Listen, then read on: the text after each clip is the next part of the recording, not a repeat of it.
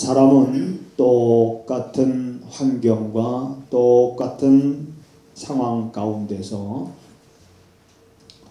서로 생각하는 것이 같으면 좋은데 이렇게 다른 모습들을 우리가 보게 됩니다. 그래서 그러한 생각들이 하나님 보실 때 기뻐하실 만한 모습이면 괜찮은데 그렇지 않냐고 지극히 인간적인 모습으로 치우치는 경우는 매우 안타까운 모습이 아닐 수가 없습니다. 오늘 우리들이 시기적으로 참 어려운 때를 살아가고 있지만 그러나 어렵다기보다는 또 그 가운데서 나름대로 하나님의 주시는 은혜를 경험하면서 그 은혜를 또 찬양하고 더욱 하나님께로 한 걸음 더 가까이 나가게 되고 우리의 신앙이 업그레이드 되어지는 그런 기회가 되기도 하지 않는가 그렇게 생각을 합니다. 그러니까 성경에 보면 이스라엘 백성들이 가나안 땅에 들어가기 전에 가나안 땅을 정탐을 합니다. 아주 세밀하게 구석구석 정탐을 하는데 며칠을 정탐을 하냐면 40일 동안 정탐을 합니다. 40일 동안 12명의 정탐꾼들이 그 가나안 땅을 세밀히 정탐을 하면서 과연 하나님께서 말씀하신 대로 젖과 꿀이 흐르는 땅이로구나. 하나님께서 말씀하신 대로구나 하면서 그 가나안 땅을 정탐하고 12명이 돌아와서 모세 앞에서 보고할 때는 그 12명 가운데 10명과 그리고 두 사람의 보고가 전혀 다른 보고를 하게 됩니다. 똑같은 거 보고 왔는데 10명은 뭐라고 보고하냐면 하나님께서 말씀하신 대로 가나안 땅은 정말 젖과 꿀이 흐르는 땅인 분명합니다. 그런데 그 땅에는 이미 우리보다도 힘이 센 민족들이 살고 있기 때문에 우리가 그 땅을 차지하려면 불갑을 그들과 전쟁을 해야 되고 전쟁을 통해서 그들을 몰아내야 되는데 그들과 우리를 비교해 보면 우리가 몰아낼 방법이 없습니다. 왜냐하면 그들과 우리를 비교하면 우리는 메뚜기와 같은 존재이기 때문에 우리가 그들을 몰아낸다는 것은 1%의 가능성도 없다라고 하는 보고를 절망적인 보고지요. 40년의 광야 생활을 마치고 곧 이제 가나안 땅에 들어갈 줄 알았던 이스라엘 백성들이 그 10명의 정탐꾼의 소리를 듣고 불평하고 원망하고 그리고 모세를 향해서 대적하는 모습을 보입니다. 그럴 때 2명의 정탐꾼들이 그 백성들을 향해서 조용하라고 외칩니다. 여러분 동요하지 마십시오. 물론 그 땅에는 우리보다 강한 자들이 살고 있는 것 맞습니다.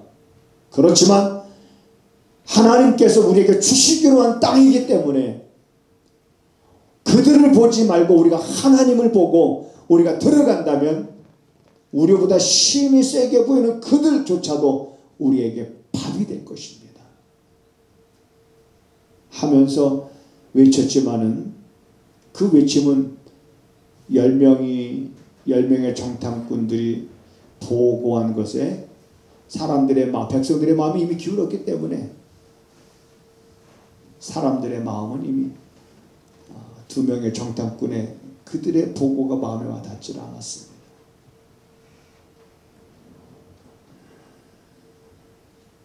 똑같은 것을 보고 똑같은 것을 경험하고 보고 와서 그들이 보고할 때 그래서 결국 그들의 불순종으로 인해서 하나님의 징계가 그들에게 임한 것이 뭡니까? 가나안 다시 광야로 돌아가라는 거죠. 다시 광야로 돌아가서 20세 이상 된 사람들은 광야 생활하는 동안에 다 죽을 것이고 그리고 20세 이하 된 사람들만 이제 그 가나안 땅에 들어갈 것이다 라고 말했죠. 그런데 딱 20세 이상 된 사람 가운데 다 죽었지만은 두 사람만 살아서 가나안 땅에 들어갔습니다. 그 두 사람이 누군지 우리 혹시 학생들 중에서 알아맞히면 제가 맛있는 또 지난 주에는 당첨이 안 돼서 족발을 제가 못 사줬는데 생각이 안 나 있어요. 두 사람. 그렇죠? 여호수아와 그리고 갈렙이죠. 자, 어떻게 우리 사는 환경도 똑같아요. 우리가 살아가고 있는 내 주변의 상황이나 형편 이런 거 보면서 어떤 사람은 그 속에서 감사할 조건을 찾고 그 속에서도 정말 하나님 앞에 감사하고 찬양하고, 그런데 어떤 사람은 똑같은 그런 형편과 상황 속에서 부정적이고. 자, 또 하나 재미있는 성경에 기록된 말씀 하나 또 예를 들면 이런 말씀이 있습니다. 40일 동안 이스라엘 백성들과 블레셋 사람들이 서로 대치하고 있었어요. 전쟁 중이지, 한마디로 대치하고 있는 거니까. 근데 40일 동안 아침과 저녁으로 그 싸움을 돋구는 자가 있었습니다. 블레셋 진영에서 그 싸움을 돋구는 자가 누굽니까? 골리앗이에요. 그런데 그 골리앗이 키가 얼마나 큰지 문헌에 보면 그 키가 좋게 한 3m 정도 된다고. 그 골리앗이 나와서 이스라엘 백성들 앞에서 큰 소리 치는 겁니다. 너희 중에 한 사람이 나와서 나와 싸워서 이기면 우리가 너희들의 종이 되겠다. 그러나 너희가 지면 너희들은 우리의 종이 되어야 된다.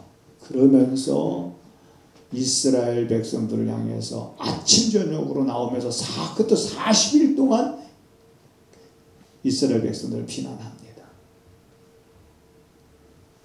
이스라엘 백성들이 그 골리앗의 그러한 비난의 소리를 듣고도, 조롱의 소리를 듣고도 꼼짝 못하고 치죽은 듯이 조용히 있을 수밖에 없는 거예요. 그때 여러분, 우리가 잘 아는 대로 아버지의 심부름으로 그곳에 형들을 만나러 왔던 다윗이 그 광경을 목격을 합니다. 그 광경을 목격을 한 다윗 속에서, 아니 저 골리앗이 누구간데 하나님의 군대인 이스라엘을 이렇게 모독하는가? 아무도 저 골리앗을 향해서 싸우려고 생각하지도 않고 있는 그때에 다윗이 자기가 나가서 저 골리앗과 싸우겠다. 그러니 그런 다윗을 사울왕 앞에 데리고 갔고, 사울왕이 그러한 다윗을 보면서 참 여러분 대견스럽게 느끼지 않았을 거예요. 그래도 나가서 싸우겠다는 사람이 없으니까 그나마 다윗이 나가서 싸우겠다고 하니까 왕이 자기가 입고 있던 갑옷을 다윗에게 입혀줍니다. 다윗이 안 입어봤던 갑옷을 입어보니까 불편하거든요. 그러니까 또 다 벗어버리고 자기가 양을 칠 때 맹수들이 달겨들면 그 맹수들을 싸워서 그 맹수들의 이빨과 그 발톱에서 자기 양들을 구해냈던 것처럼 하나님께서 구원하실 것이라는 믿음을 갖고 다윗이 나가잖아요. 문맷돌을 가지고 나갑니다. 그러니까 골리앗이 다윗을 보고 야, 네가 나를 지금 개로 여기고 나오는 거야. 네가 나를 지금 개로 여기느냐? 그러나 다윗은 나는 만군의 하나님 여호와의 이름으로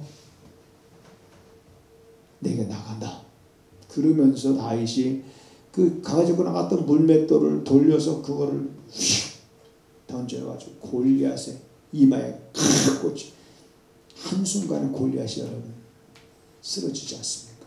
그리고 골리앗이 차고 있던 칼을 빼서 골리앗의 목을 단칼에 베버립니다. 여러분은 모르겠지만 그때 제가 거기 있었어요. 그래서 제가 인터뷰를 했습니다. 그 이스라엘 백성들 뭐라고 인터뷰를 했냐면, 여러분들은 왜 저 다윗처럼 저렇게 왜 나가지 못했습니까? 이스라엘 백성들은 이런 생각을 갖고 있더라고요. 어떤 생각을 갖고 있냐면, 지금 이 전쟁터에서 전쟁이 문제가 아니라 이스라엘 백성들이 갖고 있는 생각은 뭐냐면 골리앗이 문제라는 거야.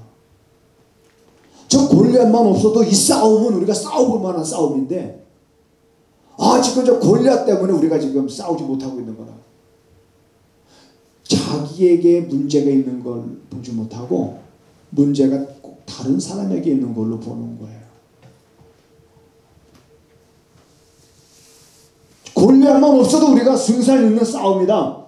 골리앗만 없어도 우리가 불만한 싸움이다. 근데 저 골리앗 때문에, 골리앗이 문제로 보는 거예요. 근데 다윗은 그렇지 않아요. 다윗은 골리앗을 문제로 보지 않았습니다. 오늘 이러한 것들이 여러분, 우리가 하루하루 살아가는 데 있어서 정말 이런 말씀들을 묵상하면서 나 자신을 점검하고 나 자신을 살피고 나의 믿음을 다시 한번 이러한 말씀들로 인해서 굳게 세우면서 우리의 눈높이를 나는 여러분들이 조절해 갈 수 있기를 주님의 이름으로 부탁을 드립니다. 우리 눈높이가 잘 조절이 돼야 죄인의 형통을 우리는 부러워하지 않고 오히려 견책과 교훈을 받으면서 지식이 더해지는 것들을 경험하게 될 것이고, 그런 지식이 우리에게 자라갈 때 명철의 길을 떠나지 않게 되는 것이고, 오늘 본문의 말씀과 같이 이러한 말씀들을 우리가 한 주간 또 한 달 동안 계속 묵상하고 읽으면서, 이러한 지식이 있는 사람들은 속이는 말로 재물을 모으려고 하지 않습니다. 왜냐하면 그것은 죽음을 구하는 것이기 때문에 그렇습니다. 악인의 강포는 자기가 소멸된다는 것을 알지 못하고 계속 악인들의 강포는 날마다 더해집니다. 죄를 크게 범한 자의 길을 심히 구부러짐에도 불구하고 죄를 크게 범하는 일에서 떠나기를 사람들은 원치도 않습니다. 악인의 마음은 남이 잘 되는 걸 결코 좋아하지 않습니다. 10절에도 보면 악인의 마음은 남의 재앙을 원하나니, 그리고 그 말씀으로 우리의 눈높이가 잘 조절이 되어져야 우리의 귀가 닫히지 않습니다. 너희가 길을 막아서 가난한 자들의 부르짖는 소리를 듣지 아니하면 너희들이 때로는 부르짖을 때 그걸 들을 자가 없을 것이다. 그러므로 여러분, 이런 말씀들을 통해서 이런 지식이 우리에게 더해지는 성도들이, 그 성도들에게 나타나는 특징이 뭐냐면, 따라서 아시겠습니다. 부지런함이다. 부지런함. 오늘 21장 5절에 보면 부지런한 자의 경영은 풍부함에 이를 것이나 조급한 자는 궁핍함에 이를 따름이니라. 하나 문제를 낼게. 얼른 맞춰봐요. 목사님이 우리 학생들 맛있는 거 사주고 싶어서 지금 문제를 자꾸 내는 거야. 너무 쉬운 거야. 이거는 바로 맞춰야 돼. 부지런한 자의 반대는 뭘까? 하나 둘 셋. 이것도 부지런한 자의 반대. 그거 쉬운 거야. 못자만 붙이면 돼. 못 부지런한 사람. 못 부지런한 사람이 뭐예요? 게으른 사람이죠. 게으른 사람. 그래, 여러분, 성경에서 우리는 이제는 말씀을 통해서 우리들은 정말 부지런한, 내 몸을 일으켜 세우면서 시간을 허비하지 않고 정말 우리 그리스도인들은 부지런한 삶을 살아가야 됩니다. 부지런해야 돼요. 요즘에 저는 제가 부지런하다는 얘기는 아닙니다만, 눈 딱 뜨면 꼭 이제는 몸의 신체 리듬이 눈 뜨면 내 몸에서 언제 눈 떠지게 만드냐면은 한 3시 반 정도 되면 눈 떠지게. 그러면 이제 눈 딱 뜨고 시계 보면 한 3시 반, 3시 40분이에요. 그러면 이제 두 가지 생각이 듭니다. 5시에 새벽기도 하려고 하니까 내가 늘상 시계 알람은 4시 45분에 맞춰놨어요. 4시 45분에. 그럼 4시 45분에 알람이 울리기까지 시간이 1시간도 더 남았네. 야, 그러면 이게 1시간 더 남은 이 시간 더 잔다는 행복? 뭐 그런 거 있을 수 있겠죠. 그렇죠? 아, 더 잘 수 있겠네. 근데 어느 순간에 그냥 눈 떴는데 더 자서 뭐하나? 더 자서 뭐하나? 아, 그냥 이건 제 경험이에요. 더 자서 뭐하나 그럴 때는 그냥 일어나요. 그냥 일어나서 이제 화장실 갔다가 그 다음에 딱 새벽에 밖에 나오면 요즘 같은 데는 아카시아 향기가 쫙 내 몸과 마음을 깨끗하게 그 향기가 정화해 주는 것 같아. 그래 15호흡을 크게 들어 마시고 호흡을 이 좋은 공기들을 들어 마시면서 그 다음에 이제 다시 이제 교회로 들어와서 의자에 여러분 앉아 있는 의자에 등받이를 빼고 거기에 무릎을 꿇어보는 거예요. 그 시간이 가장 행복한 시간. 그럼 그렇게 해서 시간 지나고 그러면 이제 6시 반 되면 운동 나갔다가 한 7시 한 40분 50분에 이제 운동 끝나고 와서 씻고 아침 먹고 이제 내려와서 청소하고 또 꽃밭 가꾸고 뭐 하고 그러면 또 오전 금방 또 지나요. 요즘에 집에 나 혼자 있잖아요. 다 나가고 어떨 때 저 혼자 10시까지 있어요. 저녁 10시까지 방콩이하고 둘이. 누가 뭐 밥 해주는 사람도 없어요 옆에서. 그러면 이제 혼자 누룽지 이제 와이프가 해놓고 갔으니까 누룽지를 워낙 좋아하니까 누룽지 해서 먹고. 그게 몸을 가만히 냅두면 부지런하게 내가 해야 될 일들을 한 그 시간, 목사가 이게 시간 남는다는 말이 어디 있어요? 왜냐면 항상 목사는 성경을 봐야 되죠. 다른 건 몰라도 성경은 보고 말씀을 묵상을 하고 거기서 내가 깨달아야 여러분들에게 뭔가 말할 게 있을 거 아닙니까?